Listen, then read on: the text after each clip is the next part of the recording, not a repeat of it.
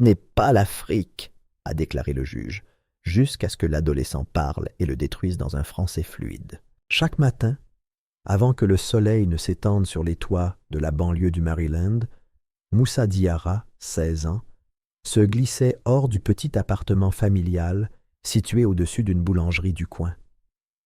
L'odeur du pain frais imprégnait son sweat à capuche, tandis qu'il descendait les marches fissurées, un vieux manuel de français serré sous le bras. Les rues étaient encore calmes à cette heure-là, le ciel doux des premières lueurs. Son souffle se gonflait dans l'air frais, tandis qu'il marchait vers l'arrêt de bus, enjambant les flaques d'eau laissées par la bruine nocturne.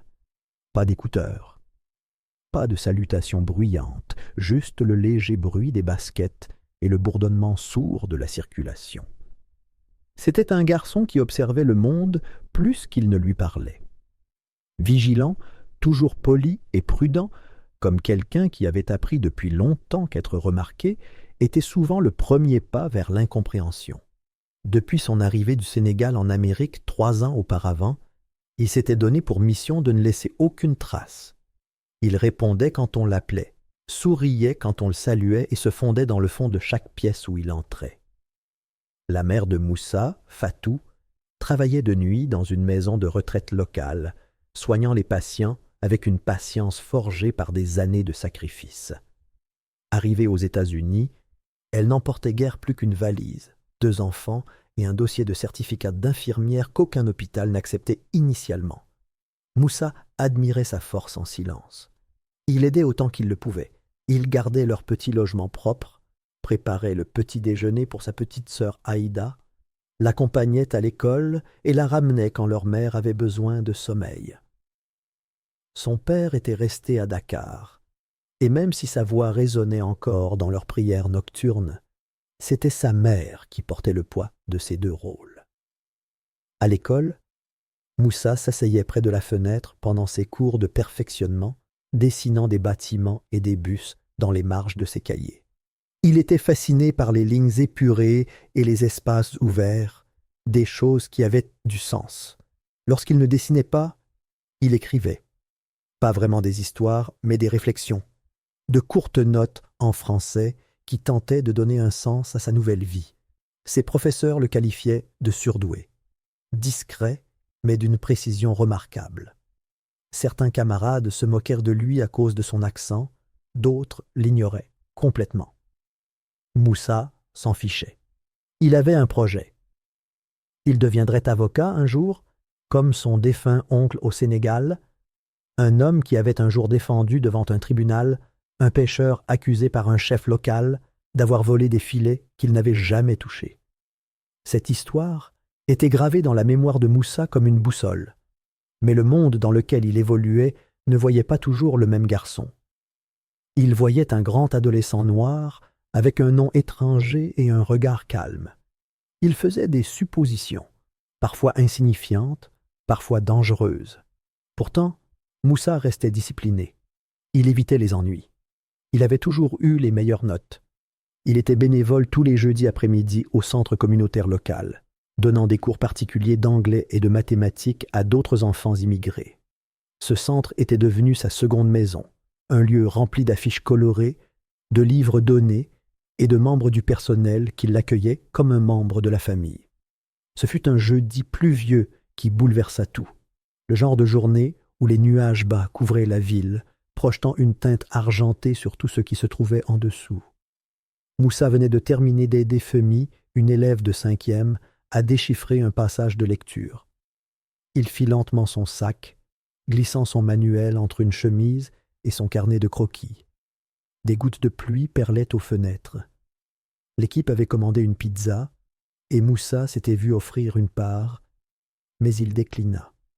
Il voulait rentrer tôt pour aider Aïda dans son projet de science. En sortant, il remarqua quelque chose d'étrange. Le pâté de maison était inhabituellement calme, le bourdonnement de la vie quotidienne interrompu par des gyrophares rouges et bleus clignotants. Un groupe de voitures de police formait un mur tordu devant l'immeuble voisin, une vieille propriété aux fenêtres condamnées et à la clôture affaissée. Moussa marqua une pause, son instinct lui disant d'attendre. C'est alors qu'un homme en manteau sombre, debout parmi les policiers, cria. Il ne sut pas trop quoi dire au début, jusqu'à ce que les mots « Il court !» fendent la pluie comme un couteau. L'homme le pointa du doigt, droit sur lui. Moussa se figea. Il ne courut pas. Ses chaussures restèrent plantées sur le béton trempé. Mais peu importait. Les policiers étaient déjà en mouvement, mains à la ceinture, bottes éclaboussant les flaques. En quelques secondes, ils l'encerclèrent. L'un d'eux hurla des ordres qu'il comprit à peine. Un autre lui attrapa le bras. Il ouvrit la bouche pour parler, pour expliquer qu'il venait de donner des cours particuliers à l'intérieur, qu'il n'avait même pas touché la clôture séparant les bâtiments, mais il n'en eut pas l'occasion. Une main brutale le poussa en avant. Ses genoux raclèrent le trottoir. Quelqu'un lui tordit le poignet dans le dos. Du métal froid le serra. La banquette arrière de la voiture de police sentait le vinyle mouillé et autre chose, quelque chose d'aigre. Alors que la voiture s'éloignait, les phares clignotant sur son visage trempé de pluie, Moussa resta silencieux, abasourdi, essayant de se repasser ce qui venait de se passer comme une bobine de film cassée. Au poste de police, les choses allèrent plus vite qu'il ne pouvait le comprendre. On le conduisit à travers des couloirs gris, devant des portes ouvertes, où les policiers riaient et buvaient du café. Un homme à la mâchoire dure et aux petits yeux perçants l'attendait au bout du couloir. Il s'agissait de l'inspecteur Brian Cutler. Son nom ne fut pas prononcé, mais Moussa le reconnut grâce à un badge accroché à sa ceinture. Cutler se pencha pendant l'interrogatoire, le souffle court et haletant. Il ne prit pas la peine de dissimuler le dégoût dans sa voix lorsqu'il dit à Moussa que, dans son pays, les choses fonctionnaient peut-être différemment, mais qu'ici, on ne jouait pas à des jeux. Il n'y eut aucune tentative de compréhension, aucun effort pour demander où Moussa était allé ou ce qu'il avait vu. Juste l'hypothèse qu'il correspondait au rôle. Moussa tenta d'expliquer qu'il revenait de cours particuliers, que son nom était sur la feuille de présence, qu'il n'avait rien à voir avec le cambriolage de la porte d'à côté. Mais c'était comme parler dans le vide. Il regarda les notes griffonnées, les formulaires imprimés, et les portes se refermer derrière lui. Il passa la nuit dans une cellule de détention provisoire qui sentait l'eau de javel et la rouille. Les néons grésillaient au-dessus de sa tête, vacillant par intermittence. Il n'arrivait pas à dormir. Il pensait sans cesse à Aïda, à sa mère se réveillant dans un appartement vide et aux appels téléphoniques sans réponse. Ses mains étaient encore douloureuses à cause des menottes. Son manuel avait été dérobé dans son sac à dos et n'avait jamais été rendu.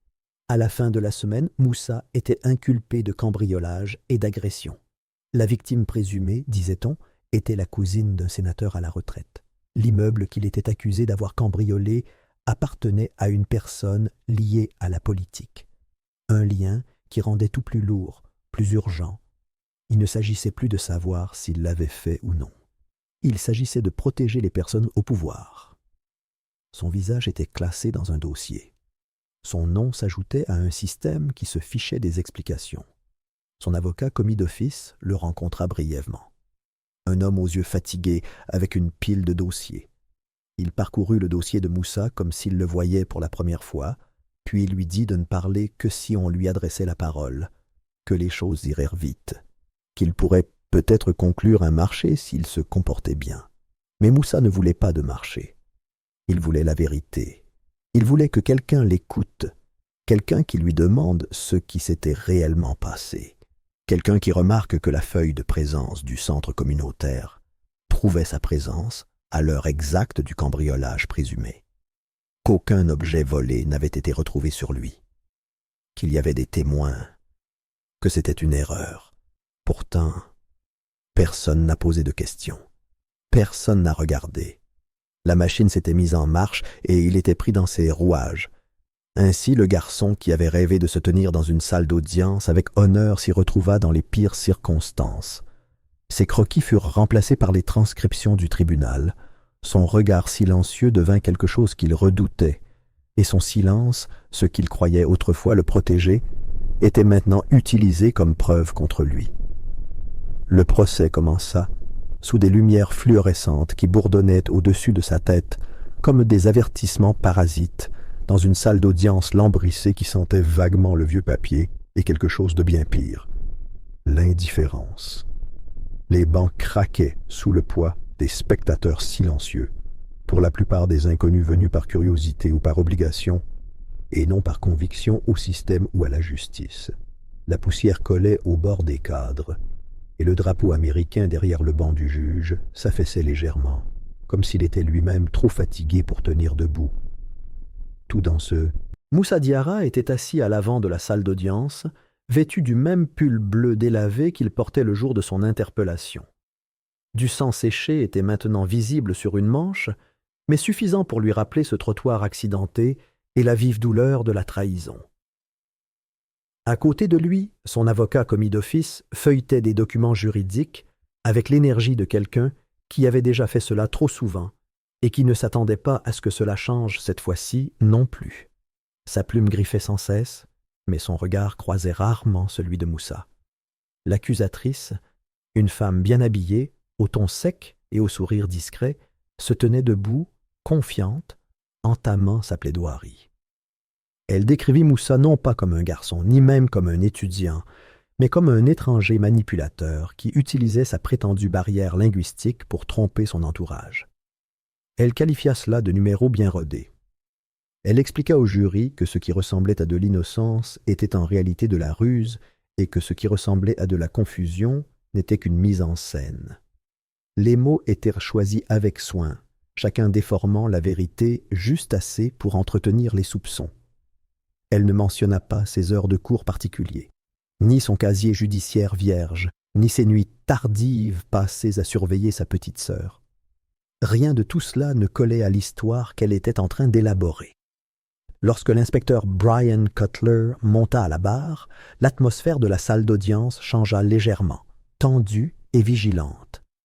Il portait son badge comme un bouclier, sa voix posée et aguerrie. Il raconta au tribunal que Moussa avait résisté à son arrestation, qu'il l'avait griffé pendant la bagarre. Il releva sa manche de façon théâtrale, révélant une marque rouge pâle près de son avant-bras, prise des semaines auparavant sur une photo floue qui avait été retenue comme preuve. Le ton de Cutler était confiant, répété et froid. Il décrivit Moussa comme peu coopératif, agité et méfiant. Pas une seule fois il ne mentionna la confusion. Pas une seule fois il ne dit que Moussa ne s'était jamais enfui. Mais alors même que l'agent parlait, des fissures se formaient. La défense a produit une feuille de présence du centre communautaire confirmant la présence de Moussa à l'heure exacte du cambriolage. Son nom, écrit à l'encre bleue. Heure d'arrivée, heure de départ, vérifié par un membre du personnel qui, curieusement, n'avait pas été contacté par l'accusation.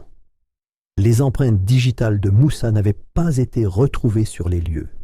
Aucun objet volé n'avait été retrouvé sur lui. Pourtant, rien de tout cela ne semblait avoir d'importance. Le juge Harold M. Dillard était assis tel un monument derrière son haut bureau, les cheveux gris, les yeux lourds qui clignaient lentement, comme si le procès lui-même était un fardeau à supporter. Il regardait à peine Moussa. Il rejetait presque toutes les objections de la défense, souvent sans explication. Lorsque l'avocat de Moussa tenta de l'interroger sur les incohérences dans la chronologie de l'inspecteur Cutler, le juge lui fit signe de ne pas répondre. Lorsque Moussa tenta de se pencher, d'expliquer, de répondre directement, le juge l'interrompit au milieu d'une phrase. « Ils y viendront », lança-t-il un matin sans lever les yeux des documents devant lui. « On n'est pas en Afrique, fiston. On ne fait pas de théâtre judiciaire ici. » Les mots frappèrent la salle comme un coup de poing. Des halètements résonnèrent dans la galerie. Un stylo tomba d'une main. Moussa cligna des yeux, stupéfait, le souffle coupé. Pendant un instant, le bourdonnement des lumières au-dessus de lui fut le seul bruit. Son cœur battait douloureusement sous ses côtes, lent et posé, comme s'il pesait le silence autour de lui. Il resta assis, immobile, ne sachant pas quoi faire, ce qu'il avait le droit de faire. Mais ensuite, presque comme tiré par un fil invisible, il se releva, lentement, les jambes raides, les mains tremblant légèrement. Sa voix, quand elle se fit entendre, fut douce au début, mais claire. « Votre honneur, dit-il calmement, se redressant. Je comprends tout ce que vous dites, chaque mot, chaque mensonge. Et je vais parler maintenant. C'était du français, pur, précis. Le genre de français qui ne trébuchait ni n'hésitait. Le genre de paroles prononcées devant les tribunaux bien avant celui-ci, lors de débats, de tribunaux et de lettres entre dirigeants. Ces paroles sortirent de sa bouche comme une musique. Et pourtant elles tombaient lourdement. La salle d'audience se figea. Le juge leva les yeux, visiblement abasourdi. La sténographe marqua une pause, les doigts flottant au-dessus des touches, cherchant à se rappeler si elle avait un symbole pour ce qu'elle venait d'entendre. Dans la galerie, quelques têtes se tournèrent. Un murmure s'éleva, incertain et hésitant. Puis, sans prévenir, le moment se répercuta, 2 semaines avant l'arrestation. Un flashback. Moussa assis seul sur un banc au fond du centre communautaire, carnet ouvert, crayon à la main. Il attendait la fin de la séance de groupe d'Aïda, les oreilles à moitié tendues vers le bourdonnement des voix adultes derrière le couloir du personnel. À travers une porte entrebâillée, il capta des mots, secs, rapides, chuchotés. Un homme en manteau gris, l'un des assistants municipaux, qui visitait occasionnellement le centre pour de brèves inspections, se tenait à côté de l'inspecteur Cutler. Ils parlèrent rapidement, jetant des coups d'œil autour de lui. « Je me fiche de savoir quel enfant il y a autour, » murmura l'homme. « Il faut que ça disparaisse. Si cela signifie semer la peur, qu'il en soit ainsi. » Moussa avait clairement entendu ces mots. Il ne les avait pas compris au début. Mais plus tard, lorsque les pièces du puzzle commencèrent à se mettre en place, il se repassa la scène encore et encore. Il avait tout noté dans son carnet, en français, la langue qu'il utilisait lorsqu'il avait besoin de préserver ses souvenirs avec précision.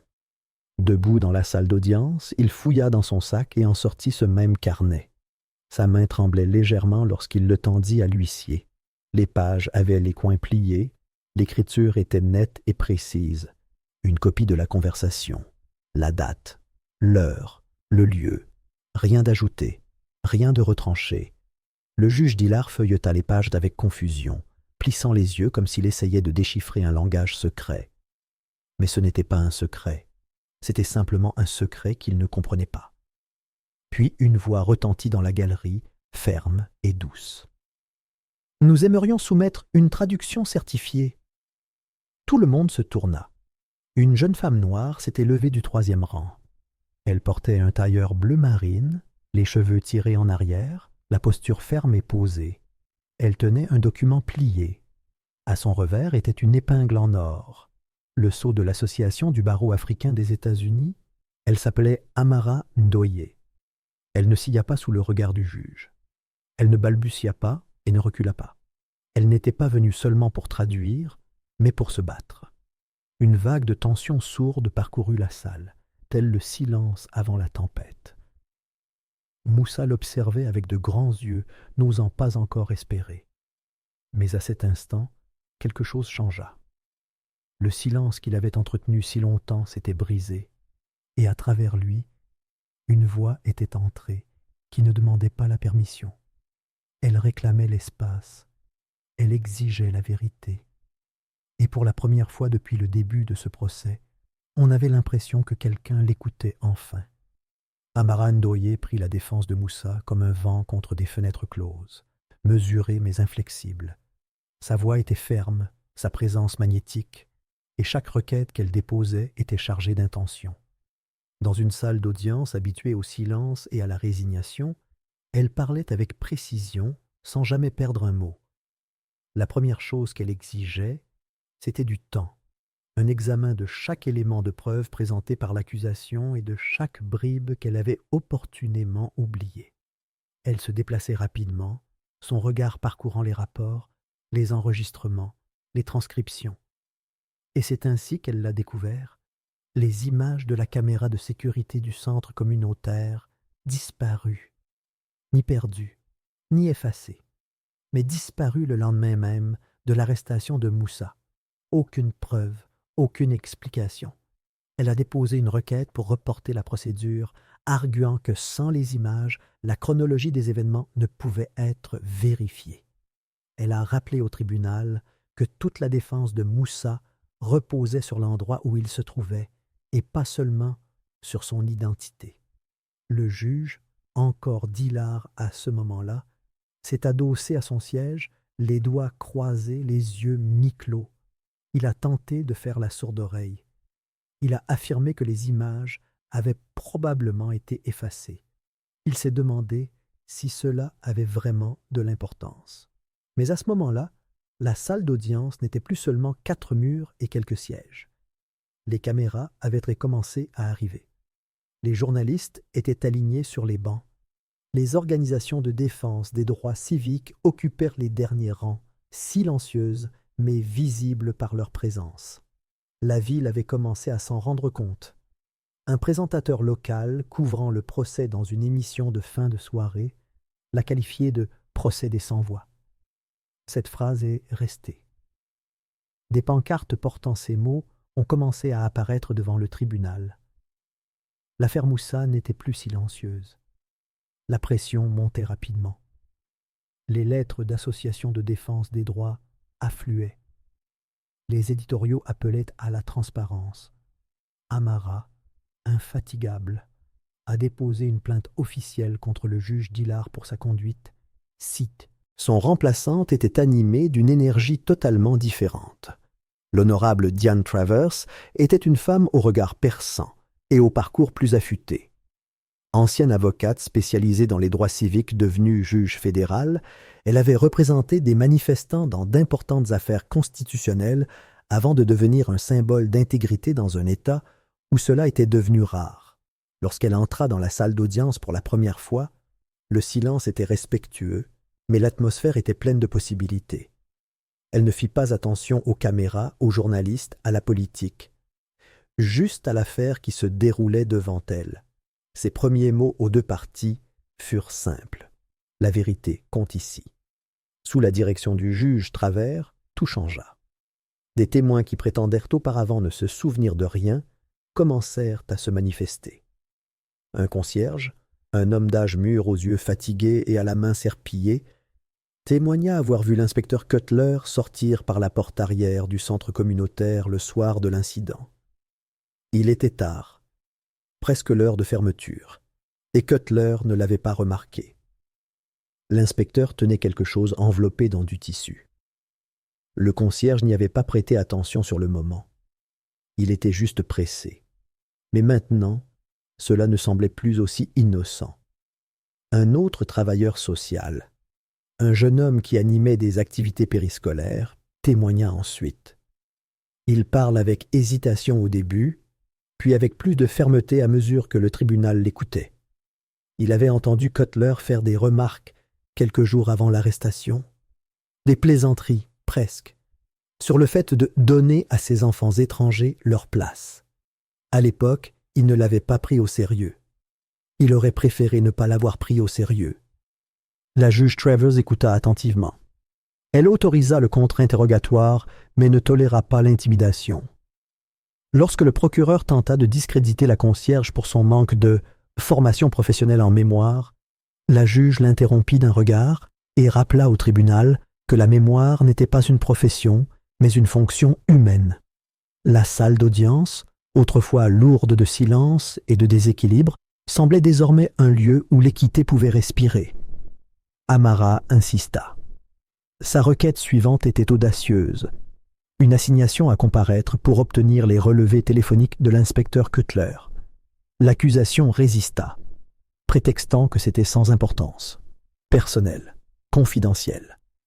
Mais le juge Travers les a annulés. Les dossiers ont été remis en quelques jours, et leur contenu a une fois de plus bouleversé le procès. Un texte, enfoui parmi des centaines d'autres, s'est démarqué. Envoyé la nuit suivant l'arrestation de Moussa, il disait « Gestion du jeune du centre.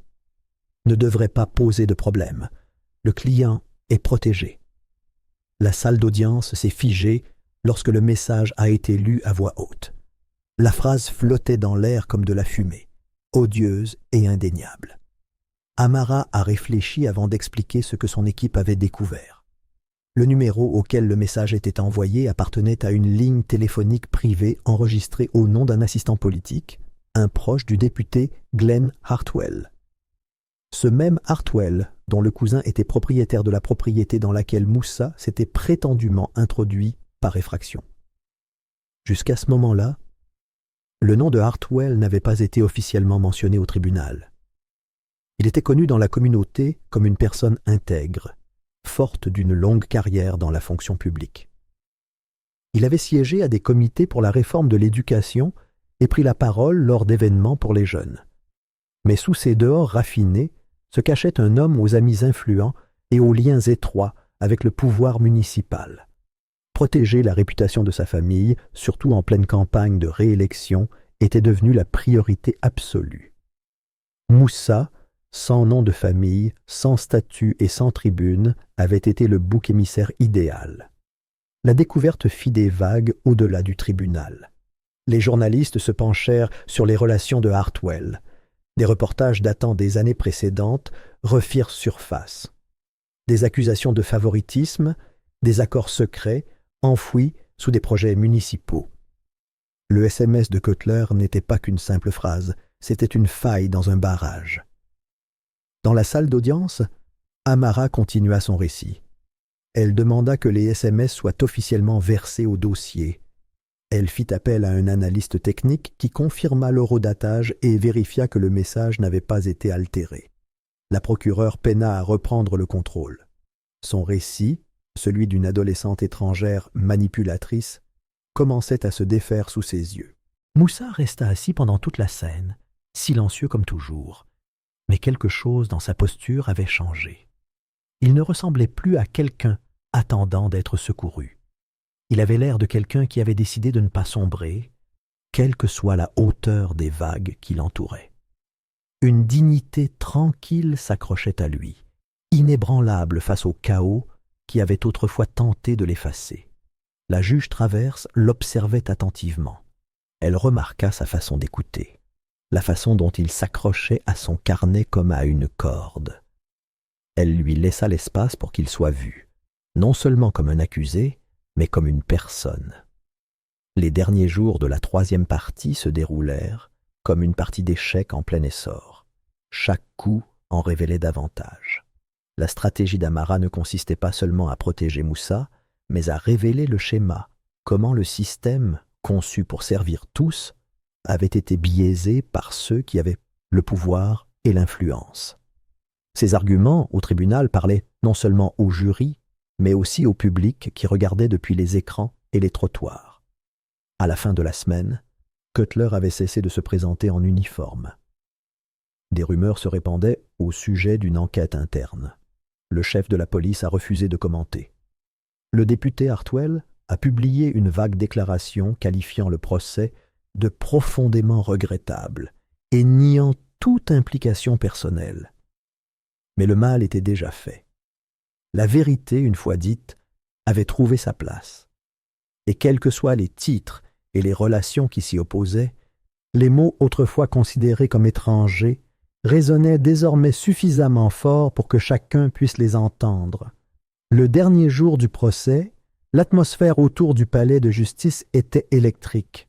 Dès avant le lever du soleil, des personnes avaient commencé à se rassembler. Enseignants, étudiants, militants, familles. Certains avaient suivi l'affaire de près. D'autres n'avaient entendu l'histoire que quelques jours auparavant, mais s'y reconnaissaient. Des pancartes envahissèrent les trottoirs comme des feuilles au vent. « Écoutez Moussa, la vérité n'a pas d'accent. » Et en lettres grasses sur plusieurs affiches, « C'est aussi l'Afrique. » Les flashs des appareils photos jaillissaient de toutes parts. Des quarts de reportage local bordaient les rues, leurs antennes pointant vers le ciel gris. Les marches de marbre menant au palais de justice, d'habitude si calmes, résonnaient maintenant de chants et de prières. À l'intérieur, la salle d'audience était bondée, pas seulement de spectateurs, mais d'une atmosphère plus pesante, un mélange d'espoir et de tension, comme si les murs eux-mêmes retenaient leur souffle depuis le début du procès. Des militants des droits civiques occupaient les bancs.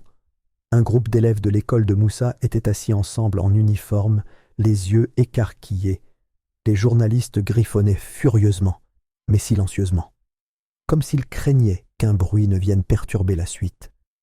Moussa Diarra était assis à la table de la défense, vêtu d'un costume gris foncé légèrement ajusté aux épaules, mais empreint de dignité. Il avait été offert la veille par un groupe d'activistes locaux. Il l'avait repassé soigneusement dans la cuisine de l'appartement, la vapeur s'élevant comme un brouillard matinal. Sa mère, debout à ses côtés ce matin-là, avait passé la main sur le col à 2 reprises sans parler. Aïda avait glissé un mot plié dans sa poche intérieure, écrit au crayon. Il disait « Quoi qu'il arrive, je te crois ». Dans ce silence pesant, il ajusta lentement son col. Amara se tenait à ses côtés, son bloc-notes dans une main, une simple feuille de notes finales dans l'autre.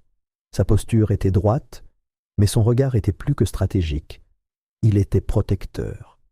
Ils étaient arrivés au dernier jour et le chemin n'avait pas été facile. La juge Diane Traverse entra d'un pas décidé, le tissu de sa robe flottant comme un drapeau dans l'air immobile.